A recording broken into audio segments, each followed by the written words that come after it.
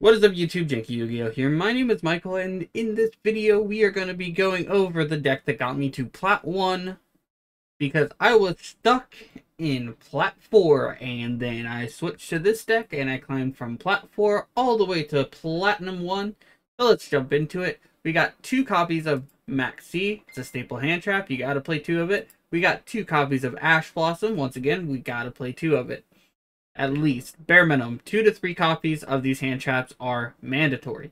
So next up, we got 1 copy of Fairy Tale Snow. This one isn't as good as Snow is. She isn't as good as Luna for this exact deck. She's still very, very powerful, and she still helps us get over one of our other kaijus, but we'll get into it in a little bit once we get there.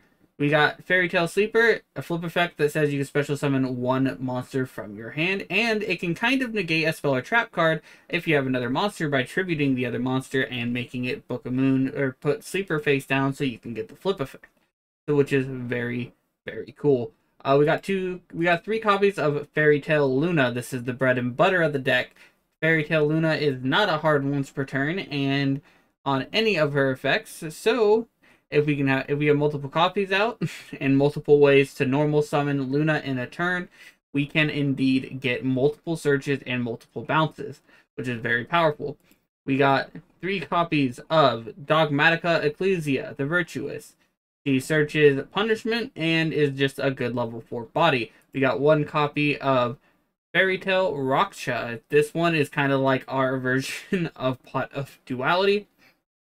It lets us search 3 cards deep into our deck. Our opponent gets to choose, but most of the time, it's not a good choice for our opponent.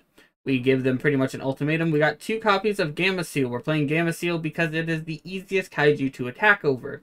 Also, if we have Gamma Seal on our field, while we have our field spell, we can just start negating everything the opponent does. We got 3 copies of Gadarla, the Mystery Dust Kaiju. This is specifically so that we can kaiju over the wind barrier statue if we need to, or any of the stuff like that. We need this one in particular because it is a wind, and it is the wind kaiju.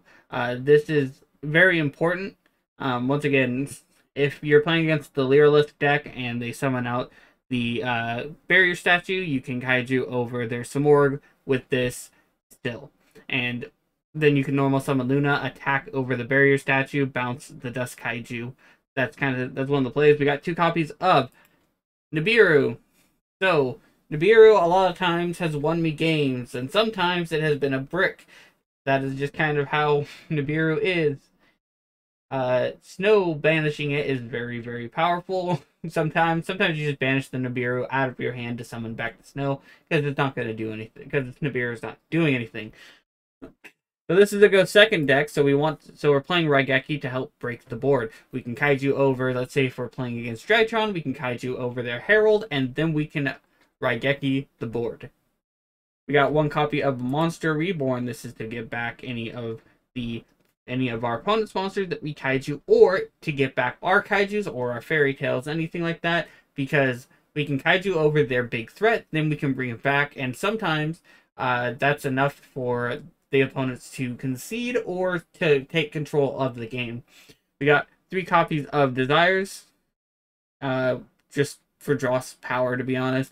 We got 1 copy of Lightning Storm.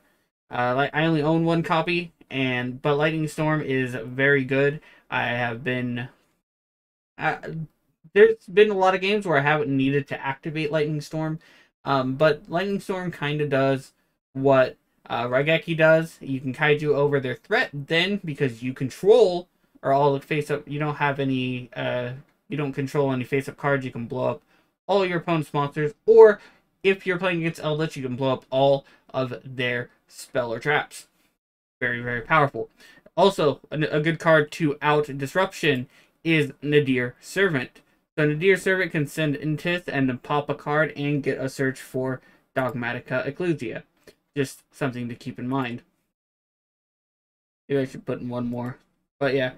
We're going to move on to 3 copies of Prosperity. Prosperity is another way to search for our answers and search for our Luna in particular, because Luna is the most powerful card in the deck bar none. It's very weird to say that, but Luna is by far the strongest card in the deck and is what really gets our deck going and makes sure we never lose card advantage.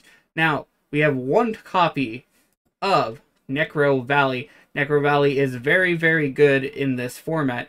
It stops Eldritch. It stops well, it stops Eldritch if they don't have a Golden Lord in hand. It stops Drytrons from summoning stuff back from their graveyard and getting their ritual spell. It can stop it stops Ava from banishing cards so that they can get the search off and stuff like that. And the list goes on and on. Necro Valley can stop the most important cards and can stop a lot of rogue decks along the way. We got 2 copies of the field spell for Kaijus. We want to see these Kaijus as much as possible. And sometimes we need to play these. So it's worth noting though, just because, you know, it can be a little awkward. If you have the Waterfront and a Gamma Seal, and the Waterfront has multiple counters, it's better to search out the other Kaiju and then Kaiju something. Just never give them the turtle while you have counters, because they can remove counters off of your Waterfront. Now we got 1 copy of Fairy Tale Tales, and this is so that we can get multiple normal summons on for Luna if we do it correctly, or if we can get not only multiple normal summons for Luna, but we can also just make rank 4s with this strategy, as we can summon Luna, search Raksha, for example, if we already have another Luna in hand. If we don't have another Luna in hand, it's better to just always search another copy of Luna, because Luna can search itself. This card kind of doesn't work well with Necro Valley, but it's still a very powerful card nonetheless, and it's kind of like it's a negate and it stops hand traps. It's Called by the Grave. This card's very, very powerful. Don't need to explain too much about this card of why it's so powerful. We got 3 copies of Dogmatica Punishment. Punishment pops cards, and it's more disruption for us. We're a go second deck, but having a little bit of disruption is nice, because once we swing the control back into our side, we need to like keep the control, and Punishment helps. Same thing with Vanity's Emptiness. Vanity's Emptiness, if we have a Gamma Seal and an Emptiness, while we have multiple of these after we got over, let's say, the Mystery Dust Kaiju, we can easily take control of the game, and there's not a lot that the opponent can do about it. Sometimes a Vanity's Emptiness and a Luna is good enough, as Luna can bounce herself if she needs to get her out of harm's way, assuming they don't negate it. Alright, 2 copies of Intis. Yes, I'm only playing a 13-card extra deck. 2 copies of Tinclad, the Ash Dragon. So this is for if you send pop with these. This is to search another copy of Ecclesia. This is for the big things, because sometimes some decks, it doesn't happen often, but sometimes there's these decks that summon these really big monsters, and 5-headed dragon is the way to out it. We got 1 copy of Wind Pegasus, so that if they destroy one of our cards, we can target a card they control and shuffle it back in.